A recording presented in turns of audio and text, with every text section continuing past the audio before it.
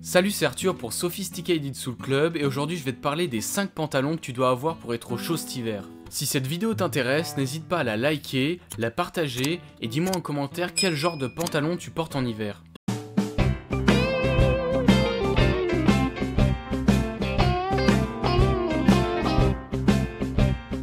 Quand tu demandes à quelqu'un ce qu'il porte en plus en hiver par rapport à l'automne ou au début du printemps, il va sûrement te répondre un pull ou un manteau.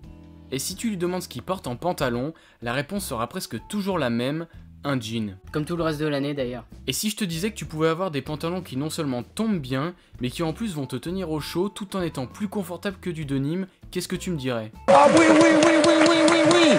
On commence tout de suite avec le pantalon en flanelle. En vérité, dans cette catégorie, je mets aussi le pantalon en laine peignée pour les jours où il fait moins froid. La laine peignée, c'est une laine qui a subi un processus de peignage qui élimine les fibres courtes et aligne les fibres longues. Ça donne un tissu plus lisse et plus uniforme que la flanelle. On peut dire que c'est l'entre-deux entre un pantalon de costume classique et un pantalon en flanelle. Tu peux retrouver ce genre de pantalon chez Bexley par exemple avec le modèle Lelian. Pour ce qui est de la flanelle, le processus est un petit peu différent.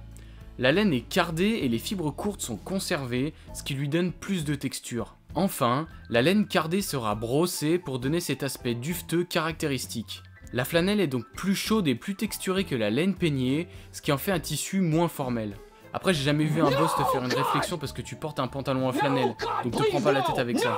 Tu peux trouver de la flanelle chez Pini Parma, chez Ast ou chez Grand Delmar, chez qui je viens juste de commander d'ailleurs. Je te ferai sûrement une vidéo là-dessus sur mon compte Instagram, alors n'hésite pas à aller me suivre là-bas. Pour ce qui est des tenues, la flanelle ça se porte avec tout, surtout en nuances de gris, mais t'en as aussi dans des couleurs plus sombres et tu peux même tester du beige ou de l'ivoire si ça te tente.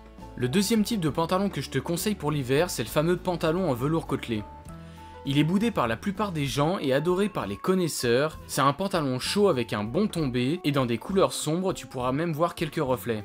Le velours côtelé est tissé à partir de fils de coton ou de mélange de fibres. Il combine les fils de chêne qui sont des fils verticaux pour la base, des fils de trame qui sont horizontaux pour maintenir les fils de chêne en place et des fils de poil qui créent la texture du velours. Pour ce qui est des côtes, après le tissage, les fils de poil sont coupés pour former ces côtes caractéristiques. Je sais que le velours côtelé a une réputation vieillotte, mais on peut jouer avec pas mal de variables, notamment le type de ceinturage et les couleurs, pour créer des tenues à mi-chemin entre un style héritage et un style sartorial. Par exemple, personne ne pense au pantalon en velours blanc ou beige, qui finalement est la même couleur qu'un chino. Si tu veux autre chose que du marron, tu peux partir sur du vert ou du bleu marine pour une tenue plus élégante. Tu peux en trouver chez Puro Ego, chez Ast dans un ceinturage plus simple, et chez Jamais Vulgaire qui propose des pièces au compte-gouttes et des capsules intéressantes. On va continuer avec le troisième type de pantalon que je te conseille, et qui est à mon sens le plus difficile à insérer dans une tenue, c'est le pantalon en tweed. Le tweed c'est un tissu lourd et résistant qui est prélevé en général sur des races de moutons rustiques comme les moutons écossais. La laine est lavée, cardée, démêlée et filée en longueur épaisse et irrégulière, ce qui donne son charme au tweed.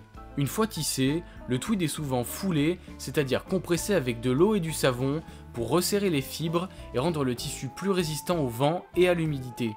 Il peut également être brossé pour adoucir sa main ou ajouter une texture supplémentaire. Le tweed c'est la matière reine de l'hiver, elle est un peu moins confortable qu'une flanelle, mais c'est elle qui titre le plus, donc c'est elle qui tiendra le plus chaud et qui aura le meilleur tombé. Il existe plein de types de tweed différents, mais le plus important pour moi c'est les motifs et les couleurs. Tu peux avoir presque toutes les couleurs que tu veux, et les motifs sont parfois tellement chargés que je trouve ça un peu abusé. En vérité, je suis plus à l'aise avec une veste en tweed qu'avec un pantalon. Si l'histoire du tweed t'intéresse, je t'ai fait une vidéo sur le Harris Tweed que je te mettrai en annotation. Si tu veux t'offrir un pantalon en tweed que tu peux essayer, je te conseille d'aller chez Ast, même si c'est pas un pantalon en tweed authentique et qu'il est plus léger, t'auras quand même l'esprit du tweed à chevrons. La deuxième maison que je te conseille, c'est Walker Slater. Alors eux c'est simple, c'est marqué tweed spécialiste donc ça annonce la couleur. Tu trouveras tout ce dont tu as besoin, même si je trouve qu'ils font pas assez de pattes de serrage, ça reste une très bonne référence. Le dernier type de pantalon que je te conseille, c'est le chino, mais pas exactement celui auquel tu penses. Tu vois, on a l'habitude du chino 4 saisons que tu portes quasiment toute l'année, mais là je vais te parler d'une variante hivernale.